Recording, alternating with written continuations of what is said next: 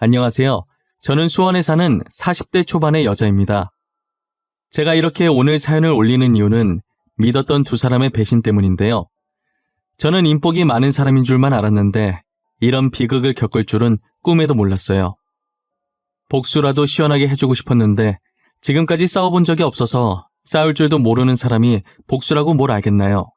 그래도 제 나름대로 복수한다고 했지만 영 시원치는 않네요. 제가 어쩌다가 드라마에나 나올 법한 이런 일을 당하게 되었는지 지금부터 제 이야기를 들려드릴게요. 저는 남들이 부러워할 만큼 다정하고 세심한 남편과 결혼을 했어요. 남편은 평소에도 제가 좋아할 만한 것들을 퇴근하면서 사오곤 했었어요. 그러다 언젠가부터 남편이 퇴근하고 집에 들어올 때 꽃을 사서 들어오더라고요. 원래도 무언가를 잘 사오는 양반이라서 갑자기 꽃을 사와도 별로 놀랍지가 않았어요. 그래도 저도 여자였는지 꽃을 받으니까 기분은 좋아지더라고요. 생화라 그런지 꽃에 나는 향기도 너무 좋았어요. 하지만 이것도 하루 이틀은 좋았는데 자주 사오다 보니까 꽃을 처리하기가 힘들더라고요. 꽃병에 꽂아두기도 하고 책갈피를 만들어 보기도 하고 이쁘게 말려서 드라이 플라워를 만들어 보기도 하고 꽃으로 만들 수 있는 건 다 만들어 본 것 같아요. 이제 제가 더 이상 꽃 안 사와도 된다고 나중에 치우는 것도 다 일이라고 말했는데 남편은 아랑곳하지 않고 꽃을 계속 사오더라고요. 이쯤 되니 저도 그냥 자기가 좋아서 사오는 건가 싶은 생각이 들었어요.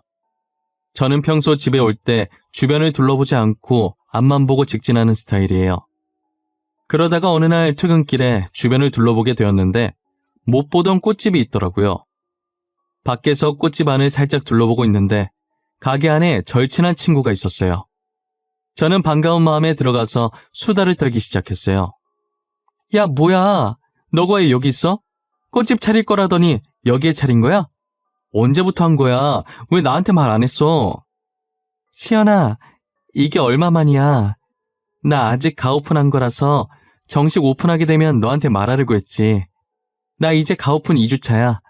3주차 되면 정식으로 오픈하려고. 그렇구나.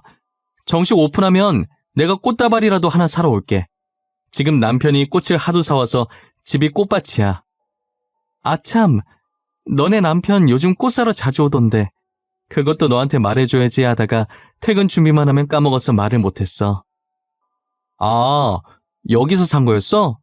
안 그래도 요즘 남편이 꽃을 사오길래 어디서 사오나 했더니 여기였구만. 꽃향기 너무 좋더라. 색감도 진짜 너무 이뻤어. 집에 잘 말려서 드라이 플라워 만들어 놨다니까? 너 진짜 남편 잘 뒀다. 꽃 사주는 남편이 몇 있겠어. 너무 좋겠다. 부러워. 나도 빨리 결혼하고 싶다. 나한테도 꽃 사주는 남자 어디 없나? 남편이 사온 꽃 처치 곤란이라고 골치 아파했는데 부러워하는 친구를 보니 괜히 어깨가 으쓱하더라고요. 그날도 어김없이 남편이 일을 마치고 파스텔 톤으로 예쁘게 핀 꽃들을 사왔어요. 아까 친구가 부러워해서 그런지 그날엔 꽃이 유달리 더 이뻐 보이더라고요. 기존에 있던 꽃을 치우고 파스텔 톤 꽃들을 꽃병에 꽂아줬어요. 꽃을 보고 있으니 남편 정말 잘 뒀다는 생각에 계속 웃음이 나더라고요. 그리고 6개월 정도 시간이 흘렀을 때 남편이 더 이상 꽃을 사오지 않더라고요. 그러더니 이젠 꽃 대신 빵을 매일 사오기 시작했어요. 빵? 이게 웬 빵이야? 내가 빵을 좋아하긴 하는데 이 근처에 빵집 없을 텐데. 어디서 났어? 회사 근처에서 사서 여기까지 들고 온 거야? 아니, 우리 집 앞에 빵집이 새로 생겼던데 그래서 한번 사와봤어. 당신 빵 되게 좋아하잖아. 한번 먹어봐. 나도 시식해봤는데 촉촉하니 맛있었어. 집 앞에 빵집이 생겼다고? 나 빵 좋아하는데 잘 됐다. 이제 10분 걸어서 안 가도 되겠네? 내일부터 내가 그 빵집 다 털어주겠어.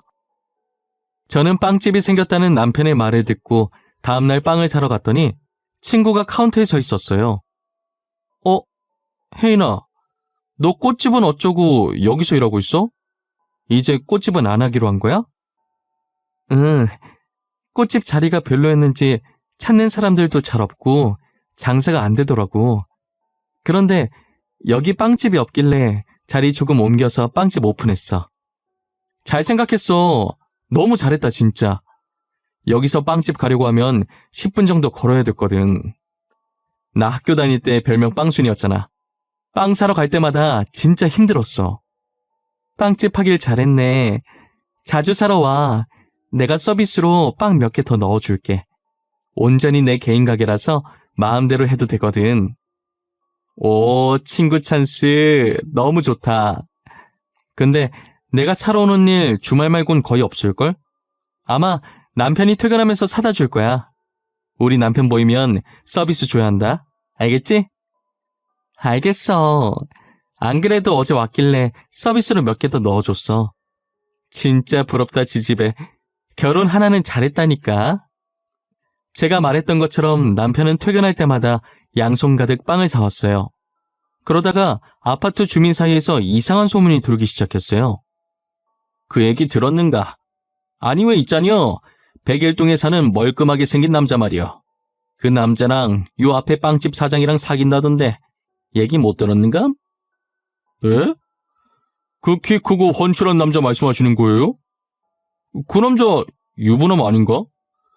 제가 전에 와이프로 보이는 사람이랑 같이 나가는 거 봤는데. 결혼을 했어? 근데 왜 그런 소문이 났을까? 둘이 아주 깨가 쏟아진다던디. 남자 퇴근하면 항상 빵집에 들러서 둘이서 그렇게 좋아 죽는다고 하더라고. 진짜요? 누가 그래요? 직접 본 사람 있어요? 솔직히 소문이 괜히 나는 게 아니잖아요. 누군가는 봤으니까 소문이 났겠지. 안 그래요? 그게 우리 딸이 집에 오는 길에 봤다지. 요즘 하도 밤에 출출해서 퇴근하고 오는 길에 밤에 먹을 빵을 사러 갔는데 손님 들어온 줄도 모르고 깨를 볶고 있었다라니까. 바로 이상한 소문의 주인공이 저희 남편과 제 친구였는데요. 제 남편과 제 친구가 사귄다는 소문이 조금씩 나기 시작하더니 곧이어 아파트 전체에 퍼지기 시작했어요. 소문이라는 게 진실이든 아니든 한 번 터지면 순식간에 확산되잖아요. 진실일지 헛소문일지 모를 저 이야기가 제 귀에 들어오기까지 얼마 걸리지 않았어요. 저는 처음 그 소문을 들었을 때 무슨 헛소문을 이렇게 요란하게 퍼뜨리나 생각했어요. 아무리 제가 집 밖을 잘 안 나온다지만 남편이 유부남인 걸 모르는 사람이 있는 건가 싶었죠. 처음엔 그 소문을 남의 일이라고 막 떠들어대는 주민들이 꼴보기 싫었어요. 제가 아는 남편과 친구는 절대로 그런 짓을 할 사람들이 아니었거든요. 그런데 아니 땐 굴뚝에 연기가 날까요? 그러다 주민들이 하는 말을 어쩌다가 듣게 되었는데 애정행각하는 모습을 직접 봤다는 얘기도 들었어요. 이대로 가만히 듣고만 있으면 안 되겠다는 생각이 들었어요. 저는 그 소문이 진실일지도 모른다는 생각에 소문의 출처를 알아보기 시작했습니다. 저는 남편의 퇴근 시간에 맞춰서 빵집 근처에서 기다리고 있었어요. 멀리서 퇴근 중인 남편의 실루엣이 제 쪽으로 다가오고 있는 게 보이더라고요. 저는 재빨리 몸을 숨기고 남편이 친구 빵집으로 들어가는 것을 보았어요. 저는 그때부터 모자를 눌러 쓴 채로 손님인 척 들어가서 영상을 찍기 시작했어요. 그런데 소문의 말처럼 제가 들어온 줄도 모르고 둘만의 세상에 갇혀 있더라고요. 친구는 엄청 자연스럽게 남편에게 말을 놓고 있었어요. 그리고는 친구가 남편을 부르는 호칭을 듣고 저는 조용히 입을 막았습니다. 친구는 남편을 자기라고 부르고 남편은 친구에게 여보라고 부르고 있더라고요. 오늘 새로 만든 빵이라면서 친구가 남편 입에 빵을 넣어주는데 정말 모르는 사람들이 보면 저 둘이 신혼부부인 줄 알 정도겠더라고요. 역시 소문은 괜히 도는 게 아니었어요. 저는 제 눈으로 애정행각하는 둘을 더는 볼 수가 없을 것 같아서 그 뒤로 조용히 빵집을 빠져나왔어요. 집으로 돌아온 저는 남편을 어떻게 해야 할지 고민하고 있었어요. 그와 동시에 당장 집에 들어오는 남편을 어찌 마주해야 할까도 고민했죠. 일단은 남편이 들어오면 아무렇지 않은 척 하기로 결정했어요. 곧이어 도어락 여는 소리가 들리더니 어김없이 빵을 사들고 왔더라고요. 그런 남편의 모습을 보고 아까 본 장면이 생각나 화가 났지만 일단 참았습니다. 저는 남편에게 아무것도 모르는 척 소문에 관해 이야기하기 시작했어요. 당신, 그 얘기 들었어? 지금 우리 아파트에 돌고 있는 소문 말이야. 나 참, 내가 그거 듣고 얼마나 어이가 없던지. 소문? 난 전혀 들은 게 없는데. 아파트에 무슨 소문이 났어? 내가 아파트에 친한 사람이 없어서 소문 같은 것도 못 들어봤네. 나도 친한 사람 없는데 지나가다가 들은 거야. 아니 글쎄, 당신이랑 혜인이가 사귄다잖아. 내가 당신 와이프인데 누가 누구랑 사귄다는 거야 진짜? 너무 어이없지 않아? 어? 진짜 어이없네. 내가 누구랑 사귄다고? 하, 다들 무슨 말 같지도 않은 소리를 하는 거야. 진짜 헛소문이네. 도대체 누가 그런 소문을 내고 다니는 거야? 아니 그리고 나한테 누가 어이없는 영상도 보내주더라고. 근데 나는 그런 거 안 믿어서 바로 삭제했어. 이 영상? 어떤 영상이었는데? 소문 진짜라면서 누가 당신한테 영상 보내준 거야? 그냥 발만 보이고 여자랑 남자랑 서로 여보 자기 하는 영상이었는데 목소리가 당신이랑 혜인이 같긴 했는데 솔직히 비슷한 목소리 많잖아. 그래서 그냥 삭제했어.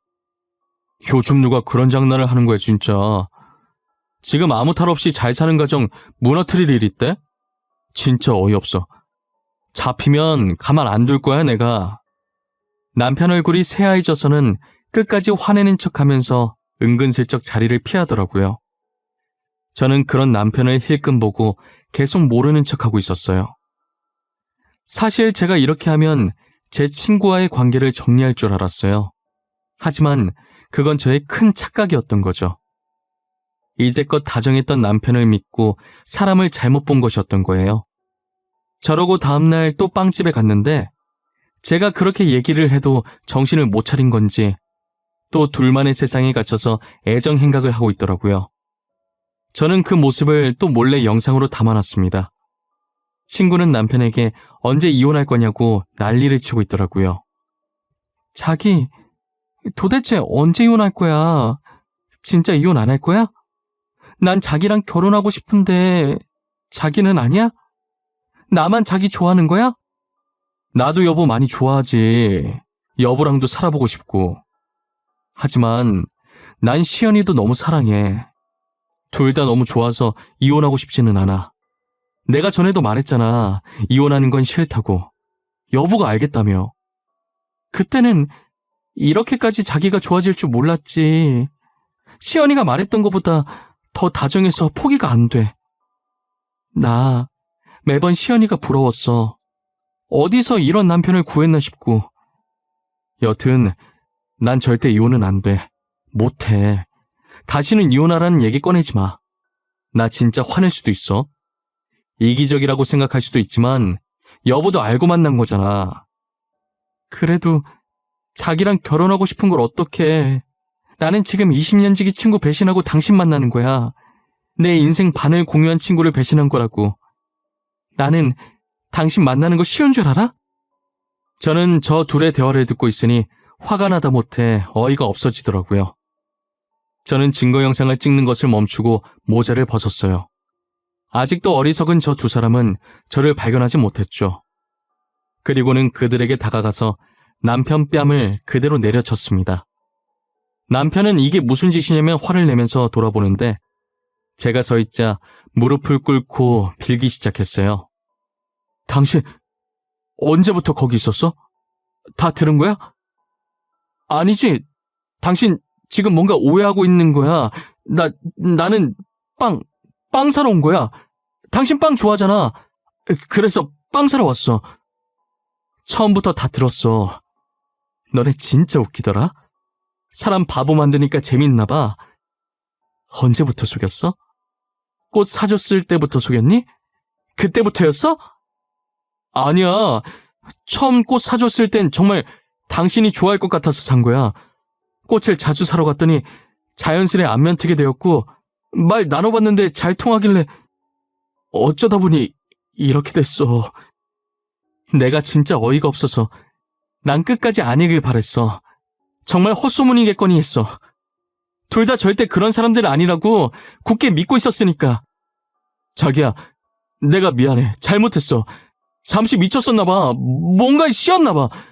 다시는 안 그럴게, 어? 제발 한 번만 봐줘. 그럼 내가 어제 말했을 때 멈췄어야지. 왜 정신을 못 차리고 또 이 짓거리야? 내가 모르는 척 해줬을 때 알아서 잘했어야지. 안 그래? 시연아, 다 들킨 마당에 하는 말인데 그냥 지웅 씨랑 이혼해주면 안 돼?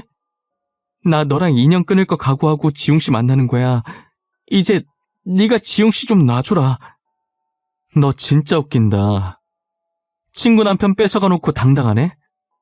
그 당당함이 과연 언제까지 갈 수 있을까?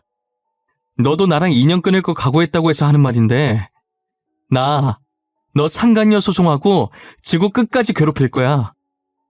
친구는 상간녀 소송이라는 말에 눈빛이 흔들리기 시작하더라고요. 20년 우정을 생각해서 제가 상간녀 소송까지는 할 줄 몰랐나 봅니다. 지금 인연 끊는 마당에 지난 20년 우정이 무슨 소용이에요? 어차피 끊을 거면 확실히 끊어줘야 마무리가 깔끔한 거 아니겠어요? 제가 언제까지 자신들을 봐줄 거라고 생각했는지 모르겠네요. 저와 인연 끊을 거 각오하고 제 남편 뺏었다면서 이만한 각오는 안 했나 봐요. 제게 이혼해달라고 당당하게 나올 땐 언제고 5초 만에 무너지는 꼴을 보니 싸울 가치도 못 느꼈어요. 당장 저는 남편에게 이혼 소송할 거라면서 선포하고 증거 영상들을 시부모님께 보냈어요. 그리고 집으로 가서 남편 짐을 모조리 싸고 그대로 가방을 밖으로 내던져 버렸습니다. 남편은 제가 짐을 싸는 와중에도 제 팔을 붙잡고 한 번만 봐달라며 늘어지더라고요. 꼴 보기 싫어서 내쫓고 비밀번호 치고 들어올까봐 못 들어오게 이중잠금 해버렸어요. 잘못했다고 문 열어달라고 난리치는 통에 계속 그러면 경찰에 신고하겠다고 하니 조용해지더라고요. 남편은 집에서 쫓겨나고 그대로 시댁으로 갔나 보더라고요. 시어머니께서 전화로 제게 한다는 소리가 그래도 남편이 저를 더 좋아한다면서 제발 이번 한 번만 봐주면 안 되겠냐고 하더라고요. 저는 시어머니와도 도저히 말이 안 통할 것 같아서 죄송하다고 하고 전화를 계속 피했어요. 그 뒤로 저희가 난리치는 걸 들은 주민들이 발빠르게 소문을 퍼나르기 시작했고 친구의 빵집은 제가 나서지 않아도 안 좋은 소문이 퍼져서 알아서 망하게 되었어요. 친구는 아직도 정신을 못 차리고 제가 자신을 망하게 했다고 생각하더라고요. 저보고 진짜 독하다고 사람이 어떻게 그럴 수 있냐고 문자를 보내길래 전화를 걸었어요. 내가 사람같이 대우해주는 건 오늘이 마지막이야. 네가 한 잘못은 생각 안 하고 누구 보고 독하다는 거야? 뭐? 사람같이 대우? 너 말하는 거 진짜 웃긴다. 내가 지금 누구 때문에 이 꼴이 됐는데 어떻게 이렇게 독할 수가 있어? 네가 누구 때문에 이 꼴이 되다니 온전히 너의 잘못으로 이렇게 된 거야. 네가 잘못해놓고 왜 엄한 사람한테 잘못을 뒤집어 씌우려고 해? 너가 소문만 안 냈어도 이렇게 망할 일은 없었어. 사람이 어떻게 그럴 수가 있냐? 우리가 알고 지낸 세월이 얼만데. 진짜 적반하장도 유분수지. 그 소문 내가 냈다고 생각해? 그 소문도 네가 낸 거야. 평소에 행동을 잘했어야지. 그리고 알고 지낸 세월이 얼만데? 누구세요? 저 아세요? 이만 끊을게요. 문자를 보냈을 때부터 느꼈는데 전화로 들으니 친구는 확실히 반성할 기미가 없다는 게 보이더라고요. 어떻게 이런 사람을 20년 동안이나 친구로 믿고 지냈는지 제가 정말 사람 보는 눈이 없다는 걸 느꼈어요. 한동안은 남편의 시어머니의 친구까지 제 폰이 쉴 틈이 없었어요. 친구는 제게 당장 상간녀 고소 취하 안 하면 큰일 날 거라고 협박까지 하더라고요. 저는 침착하게 아무런 답장을 하지 않고 그대로 친구의 협박죄까지 추가시켰어요. 큰일은 본인이 난 것 같은데 제가 도대체 어떻게 큰일이 난다는 건지 모르겠어요. 방귀 낀 놈이 성낸다는 말이 이럴 때 쓰이는 말인 것 같아요. 저는 소송 끝에 남편과 이혼하고 남편과 친구에게 위자료를 받아냈어요. 다니던 회사를 그만두고 위자료로 받은 돈으로 온라인 쇼핑몰을 열어서 새 출발을 했습니다. 워낙 쇼핑몰이 많아서 장사가 안 될 줄 알았고 그래서 처음에는 조그마한 원룸에 사무실을 차렸었어요. 제가 대학생들을 주 고객층으로 둬서 용돈으로도 부담 없이 살 수 있게끔 가격을 다른 쇼핑몰에 비해 싸게 책정하다 보니 원래 생각했던 것보다 장사가 훨씬 더 잘 되더라고요. 도저히 저 혼자서는 일을 못할 것 같다는 생각이 들었고 결국 알바생을 몇 명 뽑기로 했어요.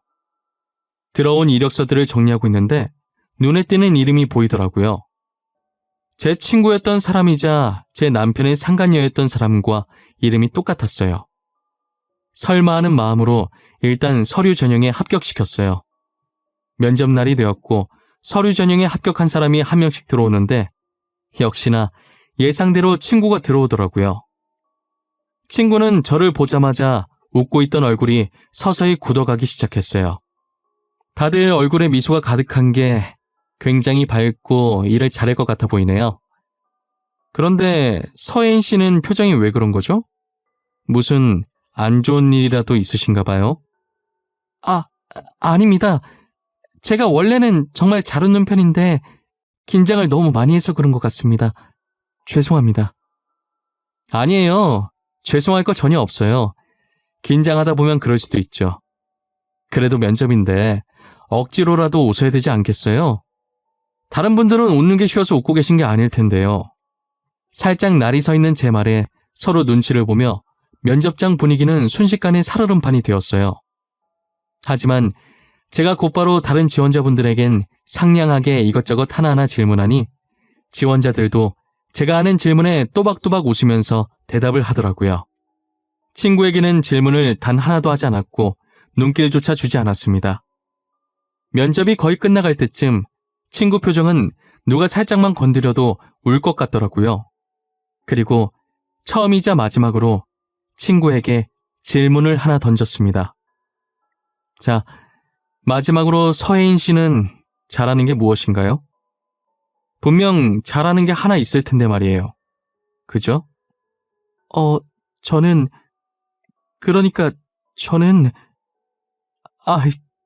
죄송합니다. 아니, 제가 울려고 한 건 아닌데 저도 모르게 눈물이 계속 나서 정말 죄송합니다. 어머, 왜 우세요? 제가 어려운 질문을 한 건가요? 서혜인 씨는 여기 계신 분들과 다르게 잘하는 게 없으신가 봐요. 진짜 죄송합니다. 저는 이미 면접이 끝난 것 같은데 혹시 먼저 나가봐도 될까요? 제가 있으면 방해만 될 것 같았어요. 아직 제가 면접 끝났다고 안 했는데 먼저 나가신다고요? 기본이 안 되어 있는 건 여전하시네요. 나가셔도 좋습니다. 다른 분들도 면접 끝났으니 나가셔도 됩니다. 그렇게 면접자들은 사무실을 나가고 저는 최종 합격자를 뽑고 있는 중이었어요. 그런데 누군가 저희 사무실을 똑똑하고 손가락으로 두드리더라고요. 나가보니 아무도 없었고 제가 문을 여는 것과 동시에 편지 하나가 바닥에 떨어져 있었어요. 그 편지는 친구가 남긴 것이었고 편지 내용에는 그동안 본인이 했던 일들에 대해 반성을 많이 했다며 잠깐 미쳤었던 것 같다고 그땐 정말 미안했다는 내용이었어요. 사과의 편지를 받았다고 해서 저는 친구를 용서할 생각이 없습니다. 저는 그들 덕분에 그렇게 좋아하던 빵을 평생 못 먹게 되었거든요. 빵만 보면 그 둘이 계속 생각나는 바람에 이혼하고 나서는 빵 근처에도 안 갔어요. 시간이 흘러도 절대 빵을 다시 먹을 순 없을 것 같습니다. 이제는 근처에도 못 가는 빵처럼 그들도 용서할 수 없을 것 같아요. 저는 이 일을 겪고 나서 2번 다시는 사람을 믿지 않으려고 합니다. 여러분들도 혹시 믿었던 사람들에게 배신당한 적이 있으신가요? 배신을 당한 적이 있으시다면 어떻게 대처를 하셨나요? 저처럼 복수를 하려고 하셨나요? 아니면 용서를 하셨나요? 저는 저 나름대로 복수를 한다고 했지만 속이 시원하지는 않네요. 여러분들은 어떤 선택을 하든 꼭 속이 후련해지는 선택을 하시길 바랄게요. 날씨가 많이 춥습니다. 특히 이 시국에 감기 걸리지 않게 조심하세요. 늘 행복하시고 건강하세요. 지금까지 제 이야기 들어주셔서 감사합니다.